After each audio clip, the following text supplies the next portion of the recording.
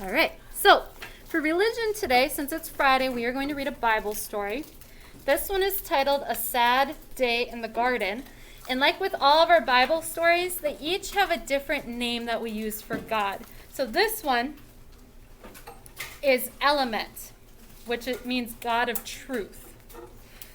So here's what the illustration for the first pages look like. This is what the illustrations look like for the first pages. So a sad day in the garden. Doesn't look sad. Whoever asks, you're right, it doesn't right now.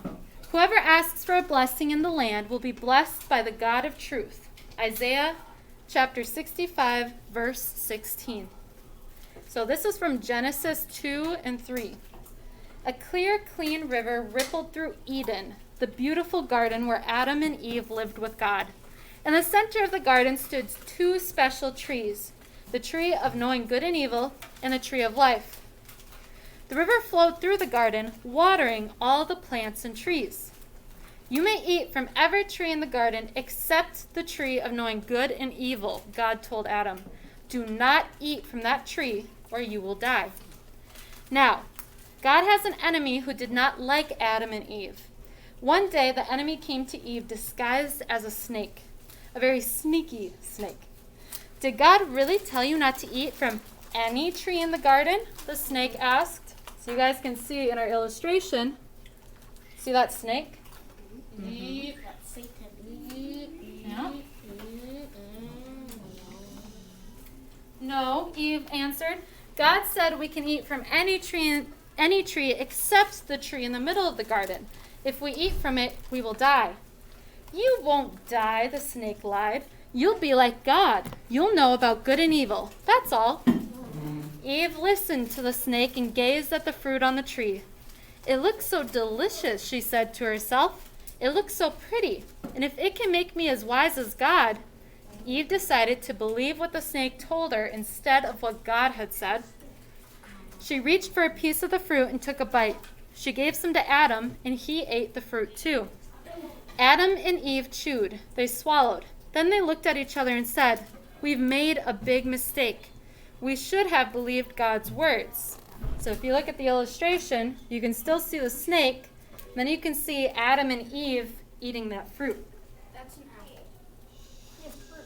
It's a Poisonous fruit. apple. They wanted to hide. Later in the day, when they heard God walking in the garden, they ran away from him. But God knew where they were, and he knew what they had done. He called to them and asked, "Did you do what I told you not to do?" "Eve gave me the fruit, and I ate it," Adam said. "The snake lied to me about the fruit, and I ate it," Eve said. Because Adam and Eve had disobeyed God, they could no longer live in the garden with him forever. Someday, they would die. God's words were true because God cannot lie. "You have done what I told you not to do," God said, "and now you must leave this beautiful garden." God punished the sneaky snake too. "You will crawl on your belly from now on," God said. But God still loved Adam and Eve. He made new clothes for them before they left the garden, and he had a plan ready. One day he would send someone to make things right again. Raise your hand. Who is he talking about? Who does he send? Who does he send? Addie? Jesus, yes. All right, so what does this mean? And actually, before we go, if we look on this illustration, you can see the garden on this page, and you can see Adam and Eve leaving. And they look pretty sad down here, and they look lonely. So what does it mean? Some games and toys use play money that doesn't look real. If you want to buy something at the store, you know that you can't use a play dollar bill. You need real money, but some fake money does look real. Stores need to know if money is real or fake, so cashiers practice feeling real dollar bills. They learn about small special markings on the real dollars. When they can recognize real money, they can spot fake money too, because it is different. One of God's names is God of truth. In the Bible, God tells us what is real or true about himself, about people, and about the world. When we know and believe God's words, which are true, then we can also recognize words that aren't true, because they are different. Were Adam and Eve able to distinguish between the right words and the wrong words in this story? No, because Could they tell the snake was lying to them? No. What God says is always true. The God of truth never lies. In fact, he can't. His words always prove true. That's from Proverbs chapter 30, verse 5. So when God said, you will die, he was telling the truth, right? It's just they wouldn't die right away. Basically, yeah, you will die. Because if Adam and Eve had stayed in the garden with him, would they have lived forever with him? Yes. We wouldn't exist. No, possibly, yeah. I mean, we don't really know, but you're right. You're right. Because they listened to the snake, they didn't die right away, but God was telling the truth. You will die. He just didn't say eventually, but he was saying you will eventually die. Zoe.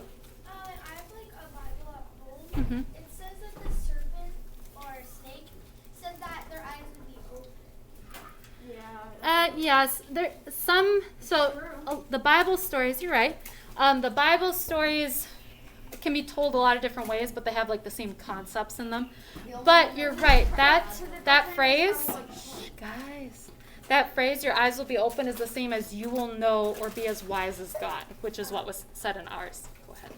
So our prayer to go along with this story is, dear God, thank you that your words are always true. I want to always love your truth.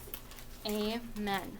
I want you to think about, what were you thinking about while you were hearing this story? What did this story make you think about? And then I want you to turn and share with the people around you. Go ahead.